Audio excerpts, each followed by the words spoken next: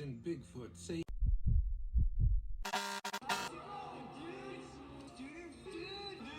Dude.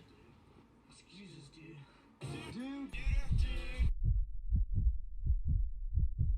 Sometimes an amusement park dummy turns out to be a little bit more than just a dummy. And when that creepy dummy turns out to be human, it sounds like an episode of Supernatural or The X-Files. But it's actually true. Join us as we hear about the Maine outlaw who saw more of the world dead than he ever did alive. This is the story of Elmer McCurdy, a train robber whose death turned into a horror story about how people's quest for entertainment can sometimes outweigh their respect for the dead. Excuse us, dude.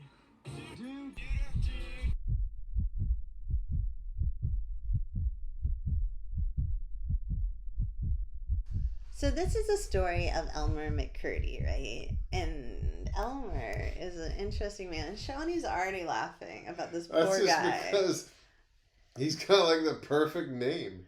Elmer? I'm imagining like the typical cowboy movie era. I don't know, was that mid 1800s maybe? Late, Late early 1900s, but whatever. Yeah, okay. Elmer McCurdy. He's like the tech geek of today. Elmer But Fudd, man. But he's like he kills people just because. Just because he can't. Pow! He's not a gunslinger. He's just a tech geek wearing a cowboy hat. That kills people. That's Elmer McCurdy in my brain. I kind of feel like you've halfway spoiled this story already. Well, I know nothing about the story. I know, but you kind of halfway did. All right, ready? Okay. The newspaper clipping from June 27th, 1911 issue of the Muskogee. I'm from New Hampshire. I don't know words. The Muskogee Times Democrat is short and to the point. Arrested in Jersey City. It reads, New York, June 27th. A man believed to be Elmer J. McCurdy, alias Frank Curtis, wanted on a charge of holding up the Missouri Pacific train at Coffeyville, Kansas, March 23rd, is held in jail at Jersey City. And it's just like these 6.5 lines that are smushed in between a tidbit about Charles T. Wayman, an American, and the only American withdrawing from an air race in Europe, and a bit about Germany and how airship spies will be shot down to, quote, prevent the espionage in the skies. And that's the news, 1911 in the Muskogee, right? Oh, they were all worried about blimps back then. Yeah, man. Airships. And Elmer shows up there in these 6 lines, right? Yeah. And then next to the clip is an advertisement for the Arnold twin sisters at the Wigwam, featuring singing and dancing. So it's just like 2 hot sisters, twin sisters that sing and dance? Yeah, at the Wigwam. And the men are out there in the audience like freaking... smoking their cigars. Oh my God. And that's 1911. And that's the setting for this story, right? Yeah. And those 6 lines squished in between all the other news is a really quiet beginning for a train robber, Elmer, who would end up as this tale of pathos and horror and sadness. And we should probably do a second cue of music, but we won't. So I want you to imagine this. Ready? Close your eyes, boo. Oh, I'm ready. All right. I'm ready. An old locomotive is making its way through the American West. Again, the year 1911. So how old is the locomotive? Is it still running on steam? Yeah, man, I don't know. 4 robbers, Warwick Jarrett, Lee Jarrett, Elmer McCurdy, and Ab Connor, jump onto the passenger train, and they tell the engineer that he better separate that locomotive and the mail and the express cars and just keep going. They jump into the good car with all the stuff, and they, quote, loot at will. So did he separate them? Yeah, man. So Elmer's in charge of cracking open the safe in the train. Something he has never done before. Yeah. So he uses a tiny bit too much nitro. Yeah. And the door of the safe explodes across the train car. It sounds like a comedy movie so far. But it's real. And it's gonna... I know, it's so sad. It's gonna have like... No, it's super sad. All right, oh so my God. $4,000. So they're like, okay, well, we opened the safe, but it melted all the silver inside of it. Mm-hmm. And so $4,000 of melted silver also exploded out into the corner of the rail car. And Elmer grabs a coal pick and he tries to pry the silver that's been shot into the walls out of the walls. Well, at least he's smart under pressure. But he fails. He can't get the horrible. silver out. So, like, they rob this train. They got totally jack muck it up. scrap. And so, as you know, All because of Elmer. a Wow. fail like that tends to have some repercussions. So Walter and Elmer, who are a little brand new train robbing duo, basically, right? Yeah. They split up. They're like, I'm not working with you anymore, right? I understand Walter's point of view. Walter's like, you effed everything up. You know, he's like, what the hell did you do, Elmer? And he heads to Missouri. Elmer decides he might need a little name change now. Yeah. And he decides to start calling himself Frank Curtis. And he decides, you know, I'm going to try a little bit more of a regular life. And he gets a construction job and he meets another man, another never-do-well man or ne'er-do-well. And this guy's name is Amos Hayes. Amos. Another fantastic name. Yes. Amos is like, hey, Elmer, man, I'm going to go rob a bank in Kansas. You want in? I'll give you a cut. Amos, much like Elmer, is not a robber, but he's just pissed off at the bank for denying him a loan. Understandable. Like, totally. Oh, God. How many times have we said we're going to go rob a bank because we didn't go slow? Son of a bitch. I've always gotten my It's loans. so common. But anyways, so Way Elmer... to play along there, babe. Sorry. So Elmer, Amos, and some other dude named Higgins, they go to the bank. They break apart a wall of the bank, and they see the vault. Yay, right? But they let Elmer do the nitro again. Oh, my God. Did he burn up all the money this time? Well, we know it's not a good choice, right? So Yeah. he runs a huge fuse through the whole alley into the hole where they can see the vault, right? Yeah. Sets the charge, and the explosion is just massive. Like city blocks probably got robbed. No, well, yeah. So according to the Seton Times-Star, it, quote, blew the entire outer door off the safe and threw it with terrific force against the front door of the vault. That vault door, with its iron frame, was blown out of place and across the room to the plate glass window. Holy shit. It plowed its way through the furniture, leaving everything in its path a complete wreck, end quote. Well, did they get the loot? Well, ready. Elmer, poor guy, he and his friend Amos rush back, right? But the damn inner door of the safe is still also... There was an inner door? There was an inner door. And Elmer's like, my friends, let me try again. And he starts to set another nitro blast, but Higgins is the lookout. He's like, bro, lights are going on all over the city right now, man. We got to get out. So they cut their losses, scoop up some gold and silver coins that were just in a counter tray on top of the safe, apparently, and they mount their horses and ride out of town. And they take $150. What? Yes. They were still riding horses? Yeah, it's 1911, man. They didn't even... Oh, yeah, All right, okay. so obviously Elmer's first two forays into a life of crime are not He going may out not that want to well. be the safe guy anymore. He seems to be okay with anything but being the safe guy. But- I mean, they haven't actually gotten caught yet. Oh yeah, that's good. But so then they're like, well, that failed. We need to make some money. So they decide to steal the Osage Indian payments, which, you know, is lovely because, you know, hey, it's a Native American nation. They haven't had to deal with enough already, right? But now we have a bunch of white guys trying to steal their money. So these payments go on the Caddy Railroad and they head out, you know, like the bad boys, Elmer and his little crew. Oh, they head out. Right? And they're gonna make some money if, like, they're like, we're gonna get all these Indian payments, and if Elmer doesn't blow everything up with a nitro or melt it, we're gonna be golden. So it's a Wednesday morning. It's 1 a.m. and the old locomotive is making its way through the American West, and the year still 1911. But the problem is that they go to the place near Okesa, Oklahoma, that they expect the railroad to be, but instead of that train, it's an MK&T passenger train number 23. Maybe they don't notice. Maybe they notice and they're like, crap, what the hell? They rob the train anyway, even though it is not the train full of Indian payments, right? They disconnect the mail car and the passenger car from the engine. They rifle through some things, and what do they get to their troubles? Well, according to the Bartlesville Enterprise, quote, the haul made by the robbers was one of the smallest in the history of train robbing. This gang sucks. It's so sad. They failed to find as much as a copper cent in the safe in the express car. The express agent opened the door for them and allowed them to look in. They took $40 in currency and a Hampton watch worth $25 from the mail clerk himself. A cravenet coat, I don't know what a cravenet coat is, worth $25 from the conductor.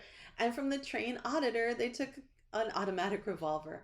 They also made away with 2 gallons of whiskey. And during the holdup, they knocked in the head of 2 kegs of beer and drank part of the contents. Jesus. So, after the robbery, the paper says, the men escaped hastily. The best part of that haul was the 2 gallons of whiskey. I'm sure it probably was. And I like that they got into the kegs. Yeah, They're like, while they were on the this train. sucks. We might as well get drunk. But the last line is the one that cracks me up. Because they escaped. It says, after the robbery, the men escaped hastily. But it wasn't so hasty that they didn't stop and have some beer. They felt comfortable enough to have a little beer break. Yeah. I mean, the train is just rolling through the deserted Midwest. So that train robbery, one of the smallest train robberies in history, set allegedly 50 law enforcement officers onto their trail. Holy crap. Yeah. Amos and Elmer split up because they're like, let's define. Elmer finds a ranch and hangs out with the employees and tells them he needs a place to sleep. And they're like, hey, my bro, go in the hay-mow, which rhymes. And he goes to sleep there in the hay. And Elmer J. McCurdy, the alleged train robber, ends up being shot by a state officer, Stringer Fenton, in October of 1911.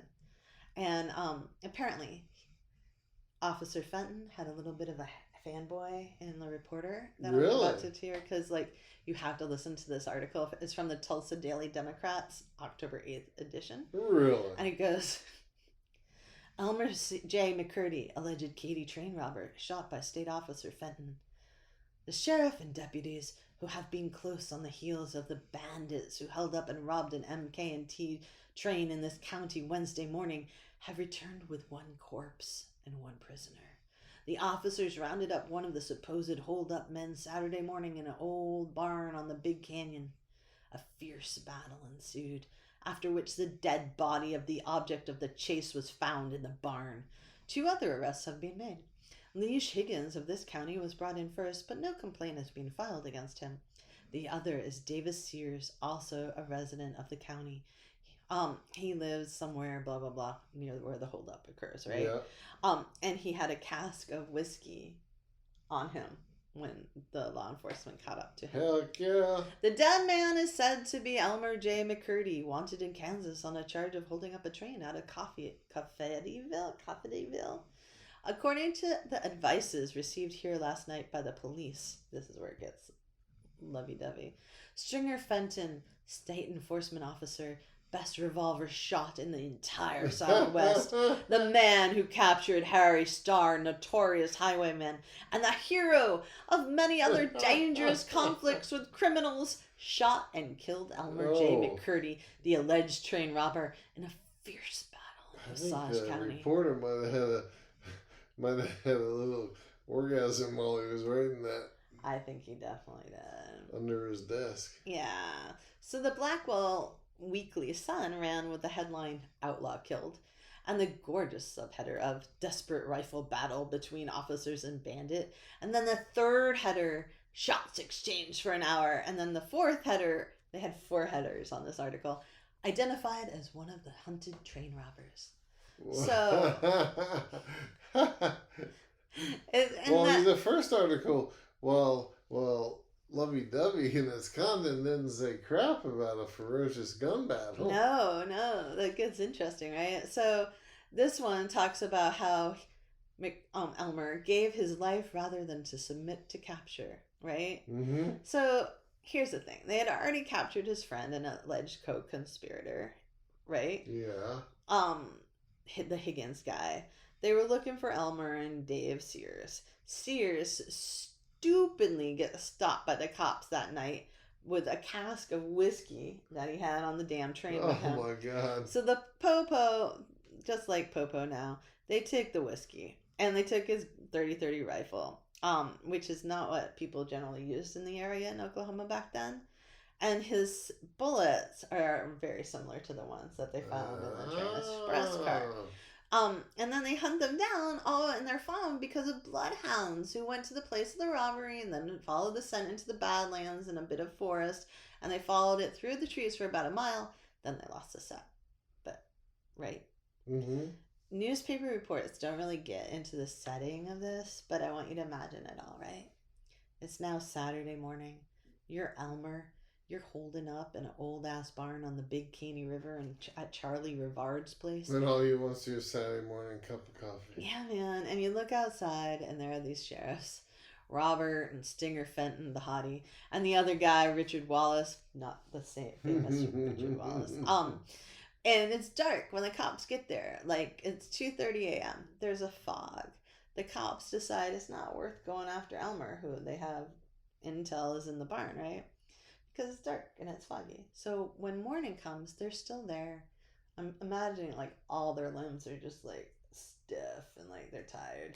Yeah. They're all hunkered down in this dugout. They're staring at the barn. They're waiting for Elmer to do something. Maybe come outside. Maybe go pee. Who knows what men do in the morning? I don't know. But he doesn't. He doesn't do anything. Elmer, this kid from Maine, basically, who grew up really wrong, and he's sick. Right? He has, what do you mean? After, in his autopsy, they basically decided he had TB. So he's sick, he's in the barn, and the officers yell for him to surrender, right? And he's like, hell to the no, I guess. Mm-hmm. And he allegedly shoots first at our sexy hero, Bob Fenton, and then he shoots at Stringer. I thought Stringer was a sexy hero. Oh, they're all sexy goddamn heroes. All right, so they shoot at each other. The shots stop after an hour, by some accounts, which is a really long time to be randomly shooting at each other. I'm like, how much ammo did Elmer have? It's like lasting an hour. They go inside the barn, and there's Elmer. Fenton told reporters, quote, "He took a shot at me first, then he took a shot at Stringer, and after that he took 3 shots at Wallace before we opened up. It took an hour before he dropped. I don't know which of us hit him." But this is the days before Dog the Bounty Hunter. And, you know, they're not going to give up. So they're like, I'll shoot at you until whenever. And they don't have little police cameras. And we don't really know. But Dick Wallace and Bob Fenton, before they even get to that thing, they followed McCurdy's trail, right? And that barn is on this ranch. And they know he's in there. And allegedly that morning, they yell for him to surrender. He takes his Winchester, allegedly shoots at them. The bullets allegedly fly for an hour before he is allegedly, again, hit in the head with one and dies, allegedly, in the arms of one of the officers. What? Yes. However, another report says that a ranch hand slunk into the barn after he stopped shooting and found him dead in there. So one of the stories from the officers is, like, yeah, he stopped shooting, we went in, and then he died in my arms. I believe the ranch hand version myself. And another version is the ranch hand is like, yeah, they made us go in. That sounds more realistic to me. Well, you're the former cop, so you know. So as Elmer allegedly died in one of the Leo's arms, maybe, whatever, nobody recognized who the hell he was. You know, he's not from the area. So despite that, the officers tell the reporters that they have, quote, believe they have rid the county of the leader of the gang, which has been committing so many depredations in northeast Oklahoma and southeastern Kansas during the past few months. Which we know is 3 really bad robberies. Bad robberies. They shouldn't even been like being hunted down for them. I know, it's so sad. The cops should have been like, oh, they'll just self-destruct in a couple more days, no worries. And the thing is that the people of the area, they actually thought locals were doing the robberies because they're like, oh, this can't be a real gang. But McCurdy was from away, and Yeah, Sears was from there, and the plunder was at his house, which was the whiskey that Yeah. led them all to getting, caught. But everybody was looking at McCurdy, who's now dead, and he can't, say anything. Obviously, because he's dead, and he has a couple warrants and arrests out for his arrest. Yeah. They wanted, if he had been brought in alive, I think they would have gotten $4,000, but he was dead, so they didn't. So They didn't get anything? I don't think so. No. They should have gotten something. So, as Billy Kelly writes, all the way in 1977, for Elmer McCurdy, who is now dead, there were no trumpets blaring loudly, no violins of sympathy, not even a muffled applause. In the muddled aftermath, they tossed his carcass in a spring wagon and hauled him back to the undertaker's parlor, where he was embalmed and set out in full view of hundreds who came to gawk at the dead bad man of the plains. Yeah? That's so sad. Hey, you know what? There's no entertainment back then, so what else are you gonna do? That's right. Plus Right. he was just a geek that wanted to be a Poor Elmo. badass. So I know, and it's so sad. hopefully he got to view his own viewing. You mean That would have made him happy. his dead body? Yeah. That's- All those people coming by, he would have been excited. Well, maybe He he would have might. been. He'd- He would have been like, yeah, I was an outlaw. Okay, well, He would have been like, yeah, we'll Just see how right. he would feel I was an eventually. outlaw. All right, anyways. Okay, so anyways, Frank, one of the guys, gets some jail time, 25 years, but he breaks out of jail. Lee, his brother, doesn't get convicted for any of the What? robberies. I don't know, he had a better attorney or something. Frank, however, gets caught again after he escapes from jail, and he goes and says, that's not even fucking, oh, sorry for my language, that's not even freaking Elmer McCurdy. That corpse, that's not even him. But most people think he was lying just to make the cops look dumb. So that's it, right? Cut and Yeah. dry. We've got the end of Elmer's story and his life, right? Yeah. His travels around the country happened. There was adrenaline and fear that happened when he came around, because he was trying to be a different person, I guess. But Elmer, it's not really the end of Elmer's story because Elmer wasn't done touring the country. What? Yes. So I would call this section, if I were writing it as an article, Life After Death. And I would begin with, step right up, folks, where you can see and hear. And you're like, what? But 10 years after the deputies put a bullet in Elmer's head in that barn, there's a newspaper article in the Pomona Progress from 1921 that begins, step right up, folks, where you can see and hear. The most hardened sinner that ever hit Pomona was here. An exhibition this morning. And from the looks of him, it would take more than a combined efforts of Scoville, Billy Sunday, Moody, Gypsy Smith, and a Hindu fakir to make him realize how hard-boiled he is. Are those all racial epithets? I have no idea who I those think they people might are. be from 1911. God only Maybe. knows. This was 1921, actually. Or whatever. 10 Still. years later. Ugh, people. Alright, so it goes on. He was a bad man in the old days back in Oklahoma, but he was tougher here in Pomona than he ever was in the old days. One of the names that this hard-handed, leather-lunged, tight-lipped fellow used was Elmer McCurdy. In front of the place of business where he exhibits himself are pictures of a lot of other two-fisted, two-gun men who used to make life worth dying in the old border days in Texas and Oklahoma. So basically, he goes on to say that McCurdy was so hard-boiled, however, that though his career as a train robber has ended, he continued to make money for other people. What? For 4 years, McCurdy lay in a basket in an undertaking parlor in Oklahoma. He was dead, but he was so ornery that he just dried up and became a regular mummy. He was shot and died on October 7th, 1911. When the posse tried to take him in, he took poison. It is doubtful if he would have died from a mere bullet wound, so he took poison to make sure. The undertaker embalmed him, and the combination of poison and embalming fluid did the work. Today, the robber lay with some fancy embroidery stitches in his tummy and around his neck, indicating where the doctors had tried to find out what had preserved him. His hair is blonde and thin, but he himself is a beautiful light saddle color. The Barnes Circus brought him to town. He lived a hard life and died a hard death. Now he's tougher than ever. That's sick. Yeah, so that's the real story, and obviously Elmer's story takes a twist. Like, allegedly is suddenly somehow unlikely that he'd die in a shootout with 3 guys and a limited amount of ammunition, Right. trapped and captured by deputies surrounded in somebody else's damn barn, and already dying of tuberculosis, so he took some poison. Right.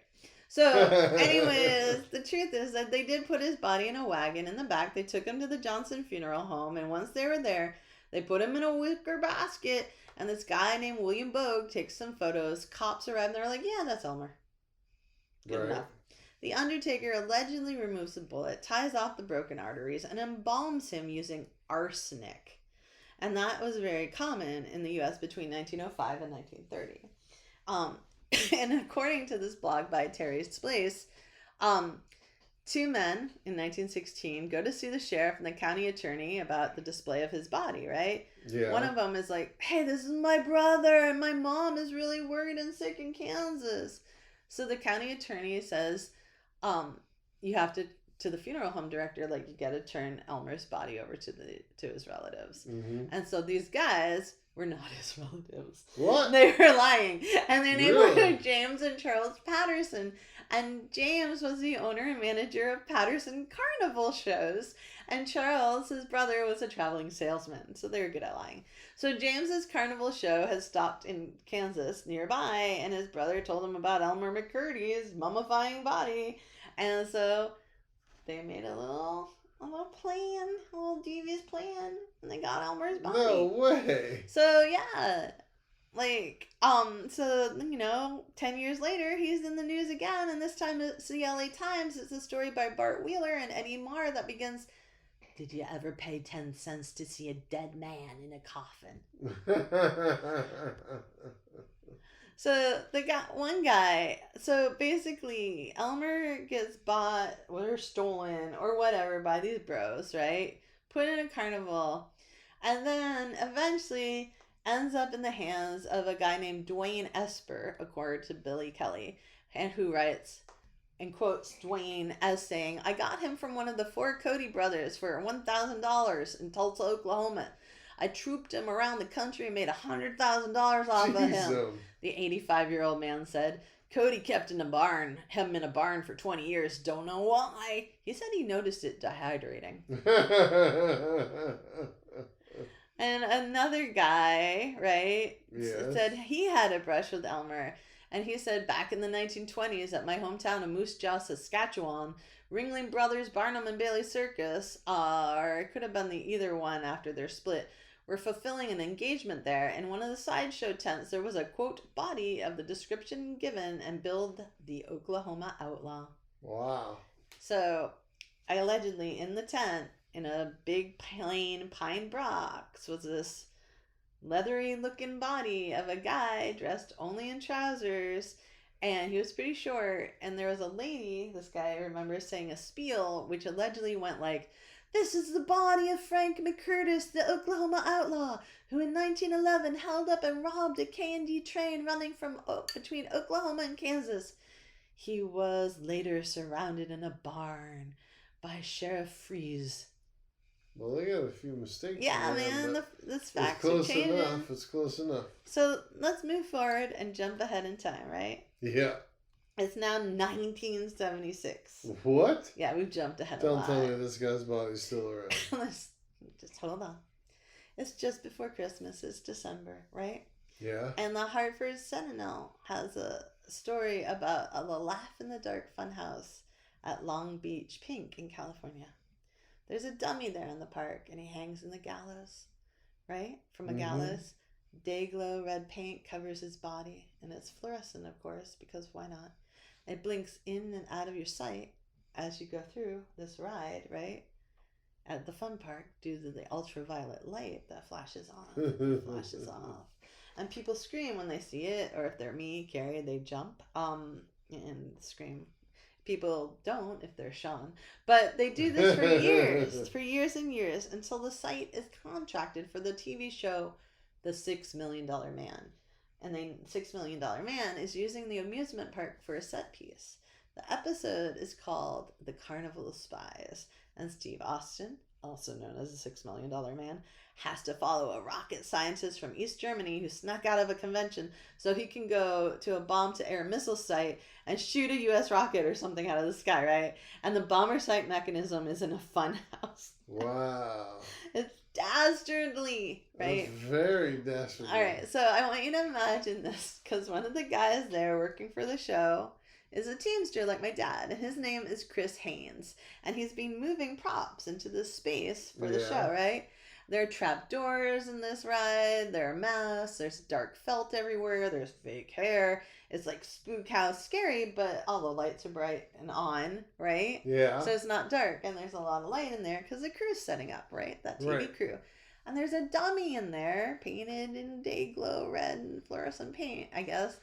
And Chris and some other guys are like, whoa, that thing's weird. It has glow in the dark paint. And during the ride, you're supposed to go by it, right? And then whoosh, a light illuminates this hanging man from the gallows, and then the audio cues a scream. Then your cart turns 90 degrees and goes on, right? So Chris and his crew again. Like, they're like, what the hell is this? It's a little weird looking, like maybe too real looking, but, you know, and it's light. Like, every time they walk by the dummy, their movement makes it swing a little bit in the air. They're like, is it made out of paper mache? Is it made out of balsa wood? What the heck? And they're curious, right? So Chris goes over there, and some accounts say that he moves the dummy a bit for a better look, or a better shot. But he himself tells a TV crew from the BBC that he was checking it out to see, quote, if it had any genitals there, which wouldn't be on paper mache. So the dummy's arm, when he looks and moves his hand to see if he's got some junk. Some junk. Yeah. Some mummified junk. The arm falls off. Whoa! So you gotta imagine this guy's like, oh! And there's like, so they're all like looking at the arm, and there's no wires, there's no screws, nothing has been holding this mummy's arm together and attaching it to the main frame of the body. And the center of the arm, quote, looks like old jerky. Oh man, I hope he didn't eat it. And he's not you, baby. Sean will eat any jerky. And the center looks like a bone. So it's a real arm from a real person. And that real person is Elmer. What? Yeah. So. Dude, this is like 66 years after he was killed. Yeah, it's a long time. So, like, I also want to take a pause and say that both Sean and my now dead dads, all of them, would have done the same thing and looked to see if he had junk in his junk. So anyways, they're all like, oh my God, this is a little weird. So Chris convinces an off-duty cop who's hanging around and look at it. The cop goes in, he does, and allegedly says, yeah, just what Long Beach needs, another dead sailor. And he freaking leaves. Like, he just takes off. He's like, I'm off duty. So then a safety officer, not a safety duty, because that's a poop, but a safety officer, a firefighter, asks why the cop's laughing. He's like, Chris, what the heck was going on? Mm-hmm. And he's like, we got a body in there, Chris is reported as saying. The firefighter goes inside, comes back out, and allegedly says, I ought to give the paramedics a call. An emergency call happens eventually. The firefighters come with sirens and lights to the amusement park, right? And the dispatch call was allegedly for a case of severe dehydration. Well, that is some severe dehydration right there. And then the firefighters laugh, allegedly, because they were pranked, and then leave again. They thought they were pranked? Yeah, they just thought it was all a prank. Really? So, eventually, they come, like, maybe 24 hours more and come and get it for real. But the park apparently purchased Elmer from a wax museum that said he was a 5,000-year-old mummy. In his chest and not in his head, there's a .32-30 bullet. And this guy who once owned the mummy, Dave Freeman, says, yeah, it's old Elmer, all right. So after Elmer's death, as we know, the sheriff sold his body to that old carny, who then sold it for $500 to Louis Sonny, owner of Entertainment Ventures, as security on a loan. And he went in a few other places between them, right? No joke. So, the carny, eventually like stops being a carny, and Elmer ends up at the funhouse and part of the set of the $6 Million Man. That's insane. So just to give you a little perspective, humans seem to have been into creepy, horrible things for a very long time and have always been willing to pay for the entertainment. The Hunger Games and the Squid Games and the Kardashians aren't really too far off the mark when it comes to voyeurism and greed, right? Not at all. And people have been entertaining kings and emperors throughout the ages, like court jesters and freaks and scary stories. Like, they would call people freaks in like the worst derogatory way, trying to elicit that horror, and people were into that horror. England's Queen Victoria was allegedly obsessed with General Tom Thumb after meeting him in 1844, and he was officially declared a human, mind you, the pet of the palace by the press. Was a human. Yeah. Like, it didn't matter that he was a man. He was a pet. So, for a long time, a big draw for circuses and sideshows were things about physical deformities, and showmen like P.T. Barnum collected humans like they would collect zoo animals. And sometimes they created a lot of hoaxes and stories and myth around those people to sell those tickets. Like, there was Grady Stiles, the lobster boy, who was born with ectrodactylia, I think, which made his fingers fuse so that they looked like claws. Yeah. His dad had that too. Do you ever see him? No, but I've seen it. And so did two of his kids. So they were called the Lobster family. And Grady, being stuck in this life, allegedly became abusive, and his family actually had to hire another performer, Chris Wyant, to kill him. Wow. And then there's the four-legged girl. There's Lionel the lion, a man who had excess hair growth and looked like Bigfoot, honestly, but shorter. Or there's Frank Cannonball Richards, who could take 2x4 strikes to his stomach and nothing would happen to him. And he even had a cannonball launched at him from 4 feet away. Wow. But sideshows and circuses and carnivals didn't stop with just living performers and acts. People like Julia Pastrana was embalmed by her husband after death. They called her a human orangutan hybrid and much, much worse things. Really? Yes, and Darwin said she was a remarkably fine woman with a, quote, thick masculine beard and a hairy forehead. Huh. And she was so fine that they continued to have her tour after she was another dead. Elmer McCurdy here. Yeah, so Elmer obviously suffered a similar fate. And when it was discovered in the 1970s, newspaper editors had the best time creating like headlines. Kind of like me whenever our town has a pot story about medical marijuana. I'm like, ooh, I love these, because you like to make puns. It's easy to get bored when you're a reporter. So, like, Outlaw hits the comeback trail, reads one, comparing him to King Tut, which is kind of cruel. Because, yeah, this guy robbed trains and he had a shootout when he was trapped by law enforcement. But he ended up on a carnival wall with a set worker checking out his junk and breaking off his arm. And not just his junk, his mummified junk. So you know his junk wasn't looking all that good. He probably would have broken off anyways. Yeah, man. So there was another problem now. Like, now that they found Elmer, which was what to do with his body now that they knew he was a real person, right? Yeah. So he went back into a morgue waiting again and Poor waiting Elmer. again for someone to claim him. I feel badly for him. Yeah. And, like, here's the thing.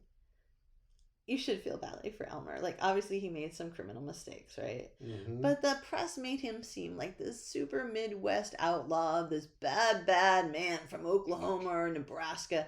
But Elmer was from our state. He was from Maine, the state at the tip top of the United States, known for lobsters, moose, and eventually Stephen King and lighthouses.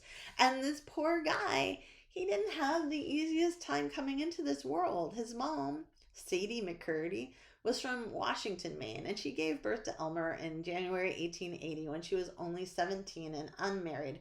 So it was a scandal. So some people think that it was Sadie's cousin Charles who did the sperm donation because he lived with her family a bit, but nobody knows. But things were not good when it came to poor Sadie's reputation. So to try to protect her, her brother George and his wife Helen adopted Elmer, raised him as their own along with Charles, their biological son. And that lasted for 10 years. until George died of TB. And then Sadie, his sister and Elmer's real mom, moved in to help with the boys. And Helen, the widow, allegedly tells her sister-in-law, like, yo, we need to tell Elmer the truth, right? And Elmer seems okay with it at first, that he's been lied to his whole life about who his parents are. Right. But when he turned 15, he got teenagery angry, and he felt really betrayed, and he started drinking really hard, and he ran away. Jeez, And so Elmer. then he lived with his grandparents, but you gotta think that's a lot to deal with, man. So he lived with his grandparents for 3 months. He learned how to be a plumber. He came back to his mom, and he became a pretty awesome son by everyone's account. Like, taking really good care of her, being really protective, doting on her. So he turned his life around, right? But when he was 19, she died of some unspecified illness. And then her dad died the next month. And Elmer was just, like, totally out of luck, right? Poor guy. And he needed a break. You know, he Yeah. wanted to get away. So he left Maine. And working as a plumber, he moved to Kansas and Missouri, and then bored. He decided to go try to be a miner, and he moves to Kansas and Cherryville, Kansas, which sounds like a really bad porno name. Cherryville? Cherryville and the Outlaw Mummy. But then the officials... Bunch of virgins that get banged by a ghost, huh? Yeah, man. So anyways, it's now night. Like, if we think about his, like, story of how he became to be a bank robber, a train robber, is now 1907. Teddy Roosevelt is occupying the Philippines and Cuba, and Elmer thinks he needs me, so he signs up for the 13th Infantry. Is that what Emmy was in, our daughter? No. Okay. I think it is. He goes to Fort Leavenworth, but the troops are already coming back, so he doesn't get to go to war, right?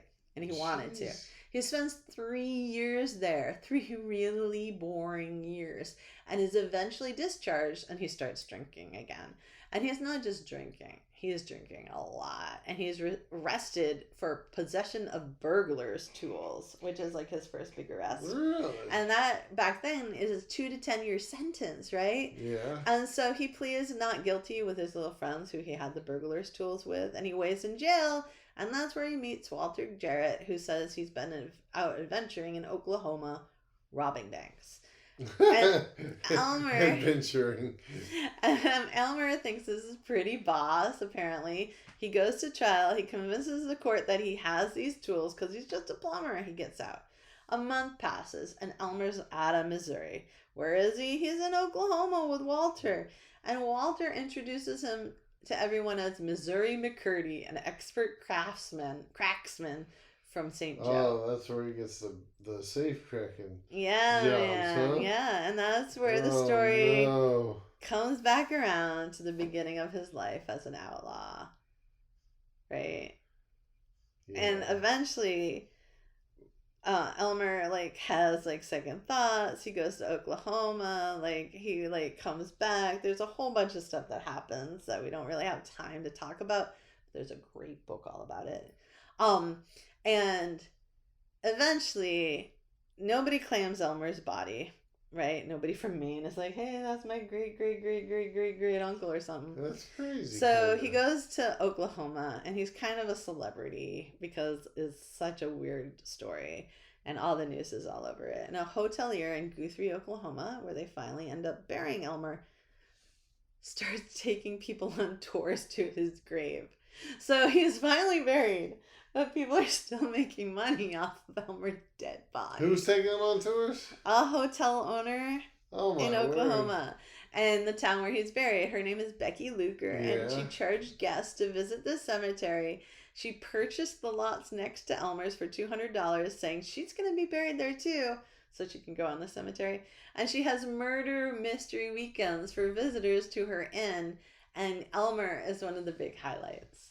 Well, good for her. But other residents are all upset, and they're like, she's a devil worshiper and a witchcraft and Satanist, because why not? It's That's just a right. woman trying to make some money.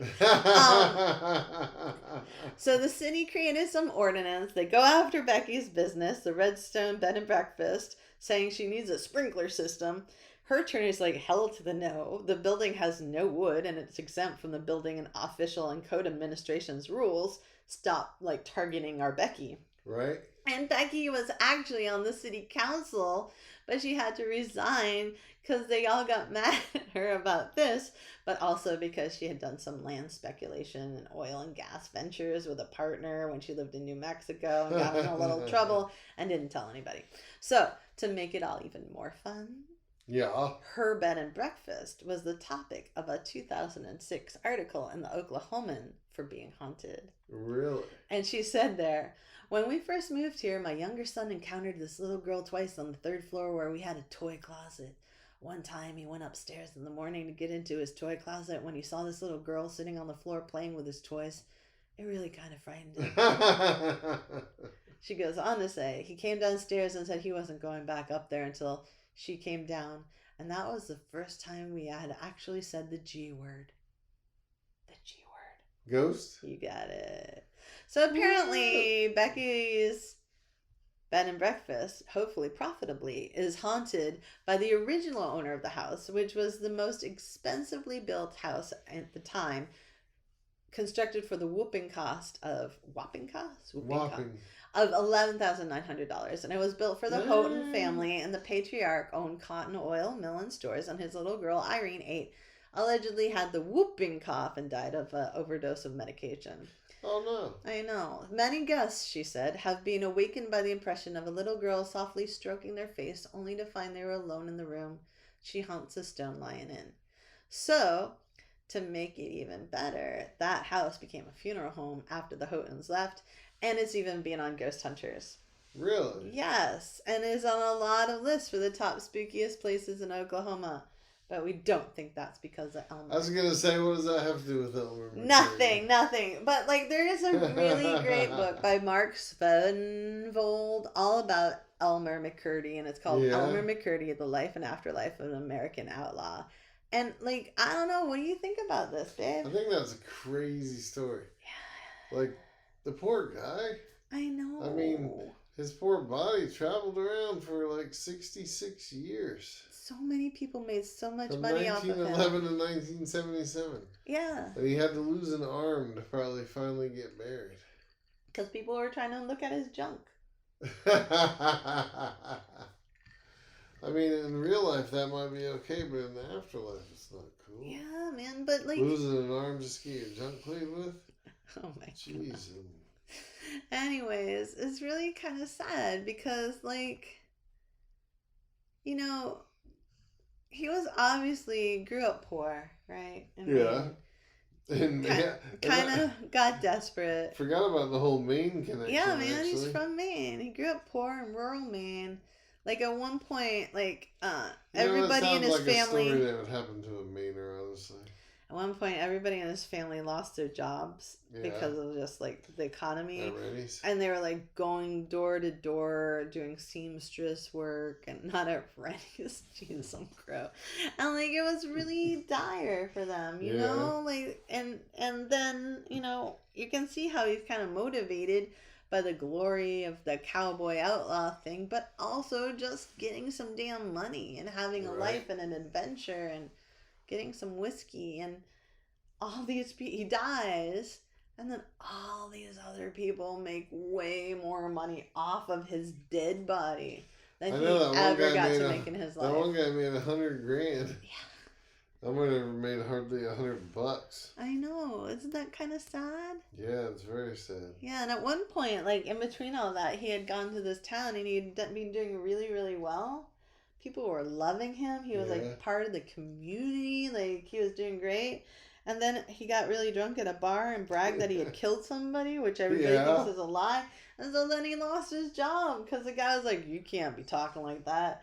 And so his one real shot at respectability, where he was actually building a life, he screwed that up. Yeah, man, it's just sad. Poor Elmer. Elmer did not do well with the drink. I don't think Elmer did well with much. I know, it's so sad. But anyways. It's a great story. Yeah, but you gotta wonder about our society. Man. Where we're all like, let's gawk at the dead people. Maybe we gotta start checking out things at the haunted houses and more closely. Well, we salute you, Elmer. We're sorry that you were a bad guy and did some naughty things, but we don't think you deserved all that. Not all that. Not all that. Christ, you don't deserve to lose an arm. You probably didn't deserve to lose your life Or either. die of dehydration. Dehydration. So severely dehydrated.